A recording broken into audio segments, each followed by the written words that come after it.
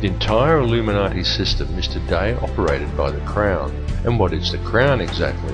Well, contrary to popular belief, the Crown does not refer to the royal family or to the British monarchy, but to the inner city of London, which in actual fact is a privately owned corporation that functions as a completely separate sovereign state outside the jurisdiction of England, the same as its two sister city-states of Vatican and Washington's District of Columbia, all of which combine to form the empire of the three cities.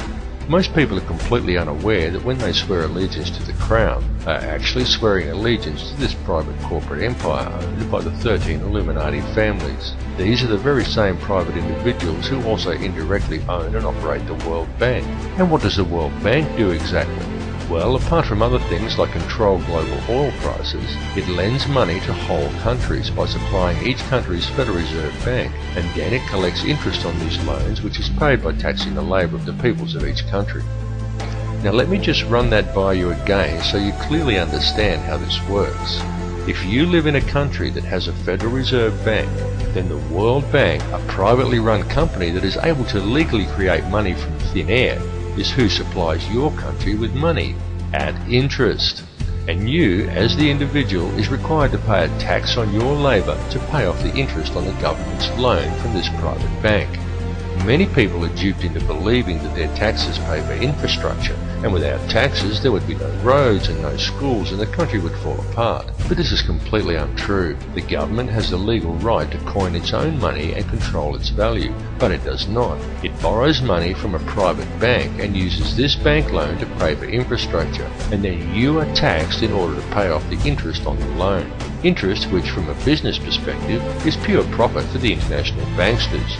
However you choose to look at things, one thing must be clearly understood, and that is that each person in the Western world who has a job is forced every year to give away approximately 3 months' worth of wages in taxes, and that tax money goes directly into the pockets of the private individuals who own and run the World Bank.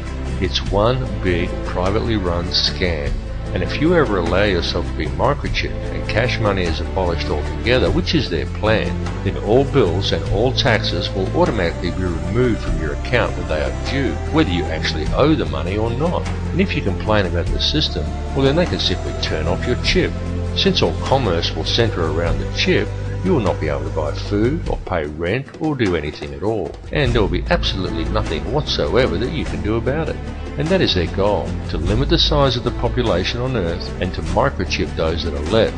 And then it's game, set and match, and total control of the world and everyone in it will be in the hands of an international cartel of criminal banksters. This whole scam is being planned and carried out very methodically. It is these people and their minions and puppets who attend such gatherings as Bilderberg meetings and the Bohemian Grove Summer Festival, and who still adhere closely to the schools of ancient mystery, which many such as the late Bill Cooper have referred to as the ancient mystery religion.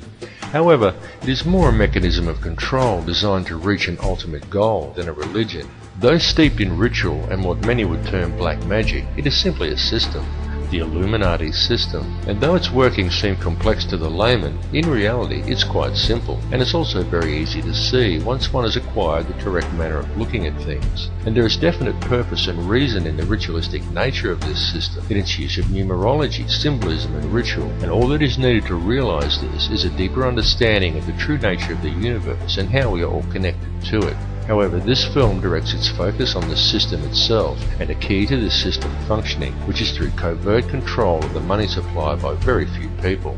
It is crucial that people become aware of this issue because the methods by which society could free itself from this system of control are also very simple. Once a person has gained an understanding of the true realities of this world we live in, and this is not as difficult a task as you may at first think, because due to its complexities, the illusion the elite have created that most perceive as reality is a very fragile one. It is fragile because it is not reality. The reality is that the world does not have to be this way at all. It does not have to be heading in the direction that it is heading. People do not have to live in a never-ending sea of self-generating debt. Wars do not have to be fought, and children do not have to starve. And don't think people starve because the world is overpopulated. Don't believe what the television tells you. The world isn't overpopulated at all. In fact, let's look at it realistically with a simple comparison of population versus land mass, and we can do a rough estimate and formulate a quick hypothetical to demonstrate this very easily. There are approximately 6 billion people in the world, and there is 2.97 million square miles of land in the island continent of Australia.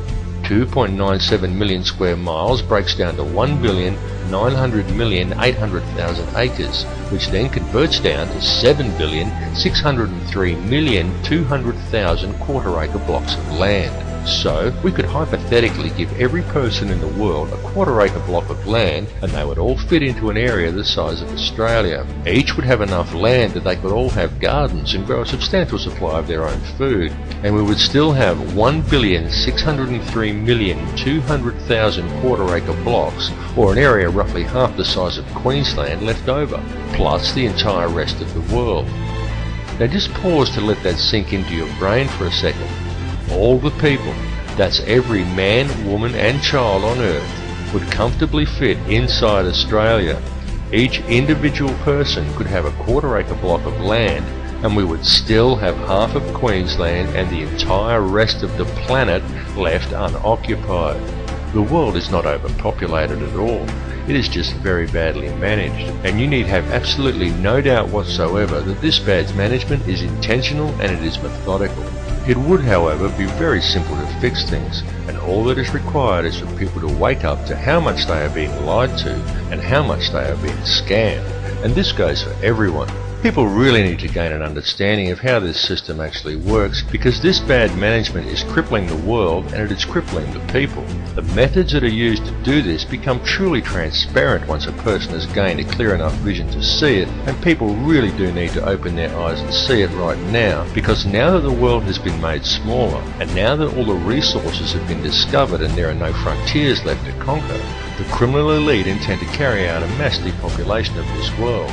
And their plan to do this is well underway. They are doing it in the Middle East with war, in countries such as Africa through starvation, and now in Western countries through water additives, aerial spraying, and through the introduction of toxic and nutrient-deficient genetically modified foods. And this is very soon to be taken to the next level with the global introduction of Codex Alimentarius, an insidious set of food guidelines that are due to come into effect worldwide on December 31st, 2009. But people are now beginning to wake up and realise that all is not right, and they are beginning to speak out. The police need to understand this situation and take action to address these matters as well, and this is very important, and there is no reason why the police should act against the people who are waking up and speaking out against this corrupt system. For the police are also being scammed, just as badly and in some ways even worse than everybody else. Worse because it is the police who are being coerced and tricked into defending this elitist corruption by puppet governments put in place by banksters who coerce these officers into compliance by adding creative names to such public awakenings, such as social unrest or civil disobedience, and by instilling a robot-like adherence to authority within the minds of police officers, rather than a strong set of moral values. The police in these cases should stand by the people they are sworn to protect, not blindly follow instructions given to them by criminal elites. The police need to realise that they too are the people, and they are being stolen from and used just as well. And the way to beat this system is for the people, the police and everybody else to simply stop agreeing with it. And also the politicians who bow to these corrupt money cartels and enact these ridiculous pieces of legislation. These politicians need to seriously think about what they are doing. They need to realise that these money cartels don't care about them or their families. These politicians have children and grandchildren who are also going to have to live in this world that is being created. And don't kid yourself that there's a politician in a position of power somewhere who isn't a puppet. All are puppets of the money cartels without exception. These people may well have been voted into power, but the voting process is simply theatre for the masses to promote the illusion of people's choice. The people may vote for one particular candidate over another, but they do not get to actually decide who these candidates will be to begin with. The people of the world need to realise their own potential and wake up from the dream that they are living in. Forget what you were told and trained to do by the TV, because it's a lie. TV is there to train people what to think and how to act. End of list. It is nothing more than a tool of propaganda that has successfully brainwashed 95% of the Western world by feeding people manufactured news, disinformation, and giving people an utterly false perception of the world and of their relationship to each other.